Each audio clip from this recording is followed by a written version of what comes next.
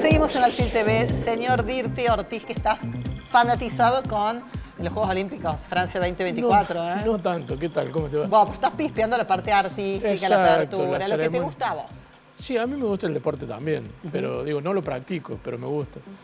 Pero Te bueno, veo haciendo gimnasia deportiva, como no, Simone Biles. en este momento, a esta altura de mi vida... En la barra principalmente, te veo Lo que como hago dúctil. es tai chi, eso es todo lo que puedo llegar a hacer y caminata. Tranqui. Pero he jugado al fútbol durante mucho tiempo, así que... Bien. pero de todas maneras, bueno, la ceremonia de apertura de los Juegos Olímpicos ahí en París, que fue hace una semana, dejó mucho para hablar, mucha polémica, fue muy completa en cuanto a mostrar cómo tratan de hacer cada lugar donde se organizan los Juegos Olímpicos, la cultura, todo lo que implica la cultura, la historia de cada ciudad, ¿no?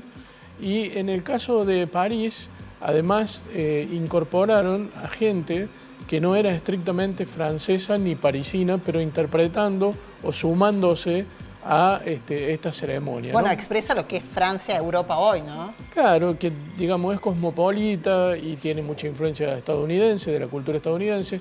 Estuvo Lady Gaga, estuvo Celine Dion, pero a mí me llamó mucho la atención porque esto me toca una fibra íntima, que es la aparición de Cerrone, de Marc Cerrone.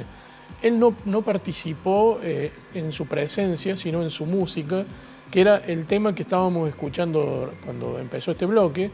El tema se llama Supernature. ¿Y por qué digo que me toca? Porque era la música que bailábamos en las fiestas del secundario, allá a finales de los años 70, había dinosaurios, gliptodontes todavía dando vuelta por la ciudad de Córdoba, y era un tipo que hacía una música distinta, muy emparentada con la que hacía Giorgio Moroder, ¿sí? Al mismo tiempo, casi en la misma época, Giorgio desde Múnich y Cerrone desde Italia.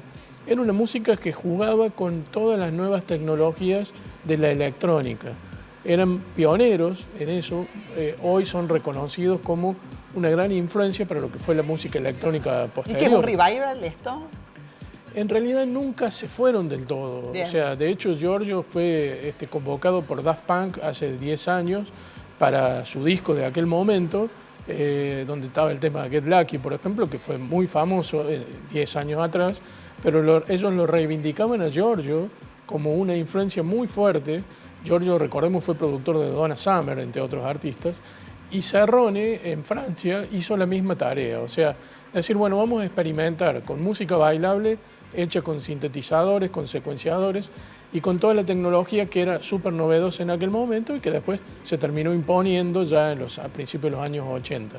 Hubo una secuencia en la ceremonia de inauguración de los Juegos Olímpicos donde había juegos de luces como los que había acá al comenzar el bloque, pero en la Torre Eiffel, y cuando se veían esos juegos de luces era cuando sonaba la música de Giorgio, que había sido trabajada orquestada, ¿sí? O sea, Giorgio trabajó durante largos meses junto a un arreglador orquestal para transformar a ese tema Supernature, que era un tema bailable, de música de discoteca, en un tema con arreglos orquestales que fuera acorde a lo que era la ceremonia de inauguración de los Juegos Olímpicos.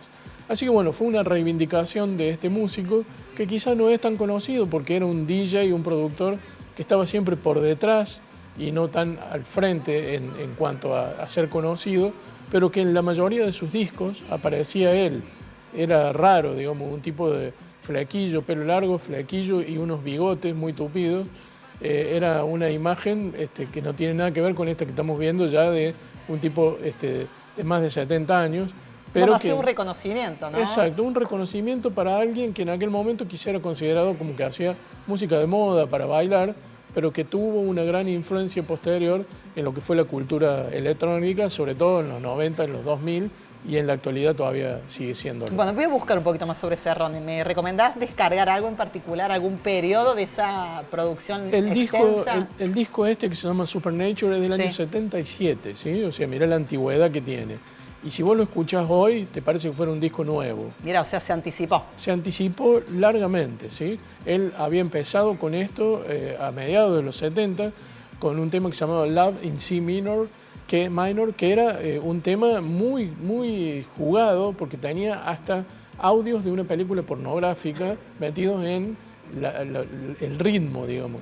algo que se había hecho ya, pero que en este caso llamó mucho la atención y lo obligó a Cerrone a trasladarse a Estados Unidos, porque en Francia medio que lo tenían cancelado. Así que se fue a Estados Unidos y ahí ya la pegó y empezó a grabar bandas de sonido de películas y un montón de cosas que en Francia probablemente no lo hubiera podido hacer. Dirty, me encantó. Muchísimas gracias. No, por favor. Un lujazo como siempre tenerte. Felipe, ¿nos vamos? Nos vamos. Gracias por acompañarnos. Que tengan un hermoso fin de semana. Chau.